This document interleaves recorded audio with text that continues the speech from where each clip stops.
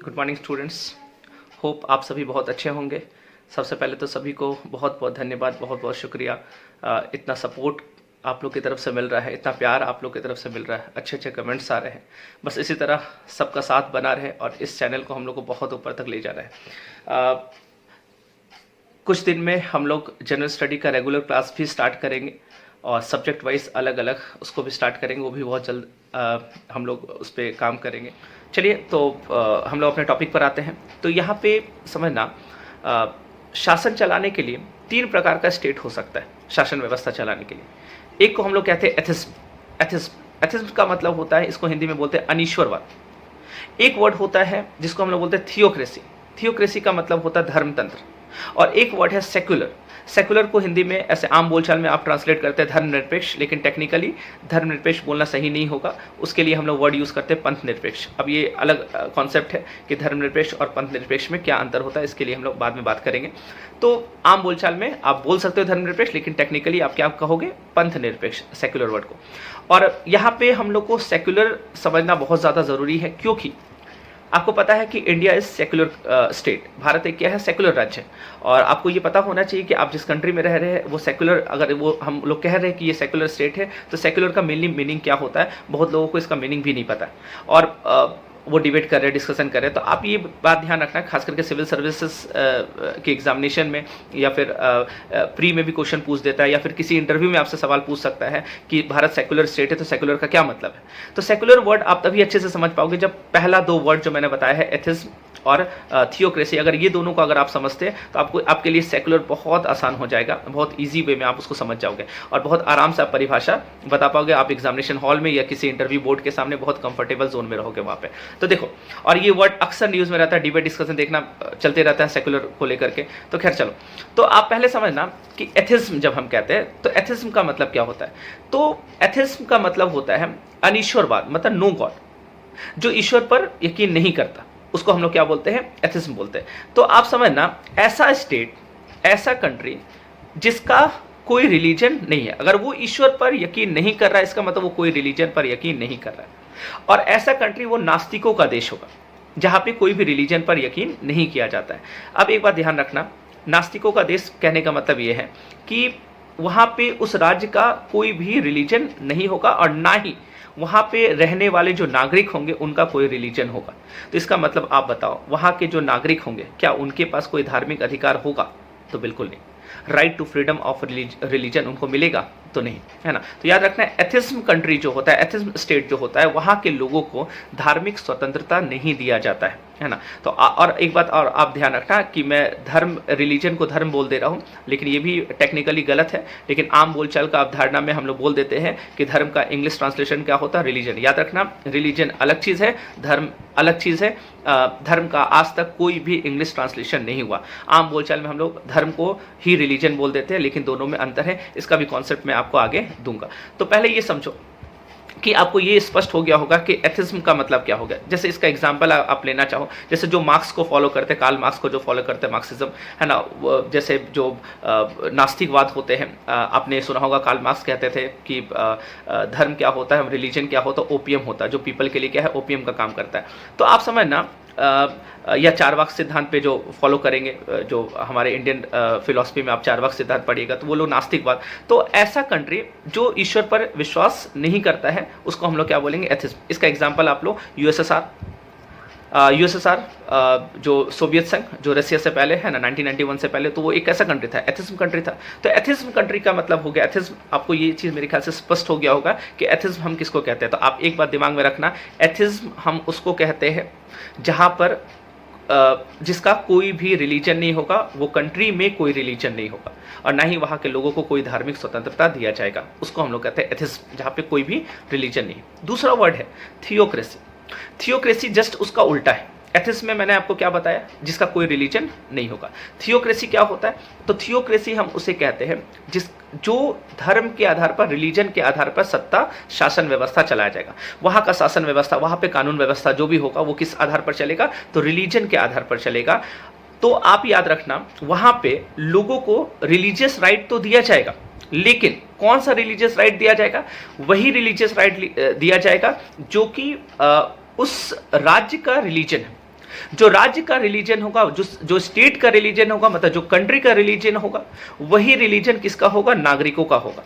तो ये स्पष्ट है। तो देखो समझना, जैसे आप एग्जांपल लो वेटिकन सिटी। तो वेटिकन सिटी जो है, आपने नाम सुना होगा, जो दुनिया का सबसे छोटा देश है। और कमाल का चीज़ देखना, यूरोप में जहाँ पे डेमोक्रेसी है पूरा, वहाँ पे वेटिकन सिटी है। और वेटिकन सिटी यूरोप में कहाँ है? तो इटली में भी कहाँ है? तो रोम एक शहर है। उस रोम के शहर में कुछ किलोमीटर में वेटिकन सिटी बनाया गया। तो होता क्या है कि वहाँ पे धर्म के आधार पर इसलिए चलता है क्योंकि मेडिवल एज में पोप का बहुत दबदबा था। पोप कौन? तो पोप ईसाई जगत के सर्वोच्च गुरु होते थे, धार्मिक गुरु होते थे, रिलीजियस लीडर होते थे। और चर्च का बहुत दबदबा था। आप वर्ल्ड हिस्ट्री पढ़िएगा तो आपको पता चलेगा।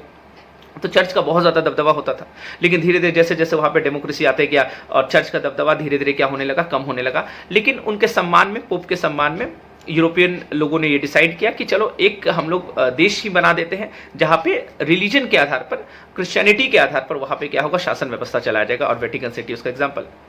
तो वेटिकन सिटी किसका एग्जाम्पल हो गया? थियोक्रेसी का, धर्मतंत्र का। सऊदी अरेबिया आप ले सकते हैं एग्जाम्पल, जो इस्लाम के आधार पर क्या होता है? चलता है। तो इस्लाम के आधार पर चलने वाला है, तो वो वहाँ पे कानून व्यवस्था जो भी बनेगा वो शरीयत के आधार पर बनेगा। तो उसको हम लोग क्या बोलेंगे? वो थियोक्रेसी। तो मेरे ख्याल से ये स्पष्ट हो गया होगा एथिज्म और थियोक्रेसी में क्या अंतर होता है। तो एथिज्म मतलब हो गया ऐसा राज्य जिसका कोई भी रिलीजन नहीं होगा और ना ही वहाँ के लोगों का कोई रिलीजन होगा। दूसरा थियोक्रेसी उसको कहते हैं जिसका रिलीजन होगा, है ना, वहाँ के लोगों का भी रिलीजन होगा और आपके निजी जीवन में भी रिलीजन होगा और आपके सार्वजनिक जीवन में भी क्या होगा? रिलीजन होगा। वहाँ का प्रधानमंत्री, वहाँ का राष्ट्रपति, वहाँ का जो भी लोग है, उनका स्टेट का भी अपना रिलीजन रहेगा, उसका व्यक्तिगत जीवन में भी वो रिलीजन को फॉलो करेगा और उसी रिलीजन को फॉलो करेगा जो रिलीजन वो स्टेट फॉलो करता है। तो यहाँ तक स्पष्ट हो गया होगा। तो एथिज्म और थियोक्रेसी। अब देखो, अब तीसरा टर्म है जो सबसे इंपॉर्टेंट है, वो है सेक्युलर। अब ये दो टर्म समझ गए तो सेक्युलर आप बहुत अच्छे से समझ जाओगे। सेक्युलर अब किसे किसे कहते हैं? इस दोनों के बीच में आप रख दो सेक्युलर को। मतलब एथिज्म और थियोक्रेसी के बीच में आता है सेक्युलर। एथिज्म मतलब जहां पे कोई भी रिलीजन नहीं है और थियोक्रेसी मतलब रिलीजन के आधार पर शासन व्यवस्था चल रहा है। सेक्युलर का मतलब होता है कि सेक्युलर कहता है कि शासन व्यवस्था का, जो शासन व्यवस्था है उसका कोई रिलीजन नहीं होगा, उसको रिलीजन से कोई लेना देना नहीं है, उसको धर्म से कोई लेना देना नहीं, लेकिन वहां के नागरिक वो धर्म को क्या करेगा? मानेगा। तो सेक्युलर देखो, अब देखो ये वर्ड जो है, ऐसे ये वर्ड यूरोप में आया है, पहली बार यूरोप से आया है। सेक्युलरिज्म, ये वर्ड का यूज सबसे पहली बार जॉर्ज जैकब होलियोक साहब ने किया था 1851 में। जॉर्ज जैकब होलियोक ने इस शब्द का, सेक्युलरिज्म वर्ड का श्रेय उन्हीं को जाता है। उन्होंने इस शब्द का प्रयोग किया था और उसका डेफिनेशन दिया था। उन्होंने बताया था कि सेक्युलर का मतलब क्या है, व्हाट इज सेक्युलर। तो उन्होंने बताया था separation of religion from state. Religion को स्टेट से क्या कर दो? सेपरेट कर दो। वो क्या होता है? वो होता है सेक्युलर। मतलब रिलीजन होगा लेकिन लोगों के व्यक्तिगत जीवन में, निजी जीवन में, ना कि सार्वजनिक जीवन में। मतलब राज्य का अपना कोई रिलीजन नहीं होगा। जैसे इंडिया में प्रधानमंत्री है, राष्ट्रपति है, मुख्यमंत्री है, तो इन लोगों का कौन सा रिलीजन है? तो इन लोगों का कोई रिलीजन नहीं होगा। लेकिन हम आप यहाँ के नागरिक हैं, हम लोग व्यक्तिगत जीवन में अपना रिलीजन को क्या कर सकते हैं? फॉलो कर सकते हैं। हाँ, प्रधानमंत्री, राष्ट्रपति, जो पद पर बैठे हुए जो लोग हैं, प्रधानमंत्री है, राष्ट्रपति है, वो भी अपने व्यक्तिगत जीवन में क्या कर सकते हैं? रिलीजन को फॉलो कर सकते हैं, धर्म को फॉलो कर सकते हैं। लेकिन सार्वजनिक जीवन जो है, उनका जो पब्लिक लाइफ है ना, जो भी है उनका, वो डीएम हो, वो कोई भी सरकारी तंत्र है, वहां पे आप अपना सार्वजनिक जीवन में आपका कोई रिलीजन नहीं होगा। ये स्पष्ट है। तो सेक्युलर का मतलब होता है कि राज्य जो होगा, स्टेट जो होगा, कंट्री जो होगा, उसका अपना कोई रिलीजन नहीं होगा। इसका मतलब ये नहीं होता है कि वहां के लोग रिलीजन नहीं मानेंगे। ये दोनों में स्पष्ट है। एथिज्म में हम लोग क्या कह रहे थे? वहां पर रिलीजन नहीं होगा तो लोगों का भी रिलीजन नहीं होगा। जबकि उसमें हम लोग क्या कह रहे थे? थियोक्रेसी में हम लोग क्या बात किए? तो थियोक्रेसी में मैंने आपको बताया जहां पे निजी जीवन और सार्वजनिक जीवन दोनों में क्या होगा? रिलीजन होगा। लेकिन जो सेक्युलर होता है वहां पे क्या होता है कि आपका पब्लिक लाइफ में कोई भी आपका रिलीजन नहीं होता, लेकिन आपके निजी जीवन में आपका रिलीजन होगा। ये क्लियर है? तो तीन आप परिभाषा याद रखना सेक्युलर का। कभी भी आपसे पूछे सेक्युलर का मतलब क्या होता है, एक तो आप ये ध्यान रखना, पहला चीज, कभी आपसे यूपीएससी के प्री में भी ये क्वेश्चन आ सकता है कि सेक्युलर का मतलब क्या है। और वहाँ पे तीन मान लीजिए आप वहाँ पे कोई 3 पॉइंट्स या 4 पॉइंट्स वहाँ पे दे, उसमें से आपको छांटना पड़े कि है ना, स्टेटमेंट वाइज क्वेश्चन पूछ दे, तो आप उसमें क्या बताओगे, या फिर आपसे इंटरव्यू पूछेगा, तो आप 3 अवधारणा याद रखना सेकुलर का। एक तो आप ये ध्यान रखना कि राज्य का, स्टेट का कोई भी ऑफिशियल लैंग्वेज नहीं होगा।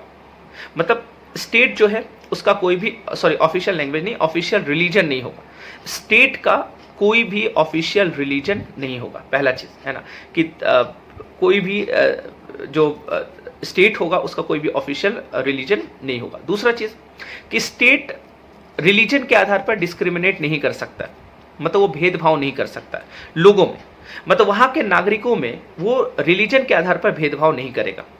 और तीसरा सेकुलर का परिभाषा क्या होता है, तीसरा सेकुलर का परिभाषा होता है कि जो लोग रिलीजन को मानेंगे, जो लोग अलग अलग मान लो रिलीजन को मान रहे हैं, अलग अलग धर्म को मान रहे हैं, तो याद रखना उनके साथ इक्वलिटी व्यवहार किया जाएगा और उनको इक्वल राइट दिया जाएगा कि वो अपने हिसाब से अपना रिलीजन को मान सकते हैं।